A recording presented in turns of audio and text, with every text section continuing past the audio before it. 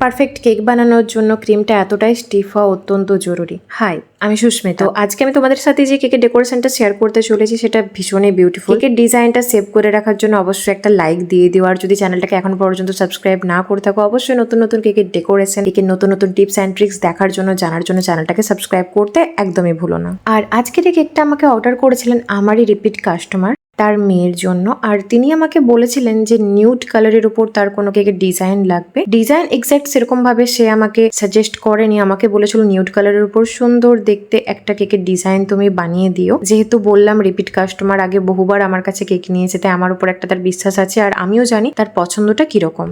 আর দেখতেই পাচ্ছ ক্রিমটা কতটা স্টিফ। পারফেক্ট কেকের ডেকোরেশন করার জন্য ক্রিমটা এতটাই স্টিফ হওয়া কিন্তু অত্যন্ত জরুরি। আর নিউড কালারের কেক বানানোর জন্য অথবা হালকা কালারের কেক বানানোর জন্য ক্রিমে এক ফোঁটা করে কালার মেশাবে, আর সাথে সাথে ক্রিমটাকে খুব ভালোভাবে মিশিয়ে নেবে। এইভাবে তোমরা বুঝতে পারবে যে কতটা লাইট কালার আমাদের দরকার বা কতটা ডার্ক কালার আমাদের দরকার। আর তোমরা যদি একসাথে অনেকটা ক্রিমের মধ্যে কালার ঢেলে দাও তাহলে নিউড কালার বা হালকা কালার কখনোই তোমরা ক্রিমের মধ্যে নিয়ে আসতে পারবে না। আর প্যালেট নাইফ ছাড়াই সুন্দর ডিজাইনটা কোনোভাবেই করা পসিবল নয়, এটা খুবই সুন্দর লাগে দেখতে। আর এবার আমাকে অনেকগুলো ফুল বানাতে হবে। তো সবার প্রথমে এখানে আমি গোলাপ ফুল বানাবো, আর এখানে আমি নিয়েছি রোজ নজেল। তোমাদের কাছে যে রোজ নজেলটা আছে তোমরা এখানে সেটাই ব্যবহার করতে পারো। আর খুব ছোট বা খুব বড় সাইজের গোলাপ বানাবো না, মিডিয়াম সাইজের কয়েকটা গোলাপ বানাবো। কয়েকটা বলতে 2-3টেই গোলাপ এখানে আমি বানিয়েছি, আর বাদ বাকি এখানে আমি বেশ কয়েকটা পেটালস বানিয়ে নিচ্ছি, আর একটু ডিফারেন্ট টাইপের কয়েকটা ফ্লাওয়ার বানিয়ে নিচ্ছি। আর এই সেম ফ্লাওয়ারটা চাইলে তোমরা রোজ নেলের উপরেও বানাতে পারো, সেটাও আমি তোমাদের সাথে শেয়ার করব কিভাবে বানাবে। আর এই যে কেকটা বানিয়েছি এটা কোনো ছবি দেখে বানাইনি, আমি আমার মনে যেটা এসেছে আমি সেখানেই সেই ডিজাইনটা বানিয়েছি। আর সত্যি বলতে কি ফাইনাল লুকটা এতটা সুন্দর আসবে সত্যিই আমি এক্সপেক্ট করিনি। বাদ বাকি তোমরা আমাকে জানিও যে আজকের এই কেকের ডিজাইনটা ডেকোরেশনটা তোমাদের কেমন লেগেছে। আর আমার কাছে যেহেতু মোমবাতি ছিল না, হঠাৎ করে শেষ হয়ে যায় আমি খেয়াল করিনি, তার জন্য একটা বড় মোমবাতিকে কেটে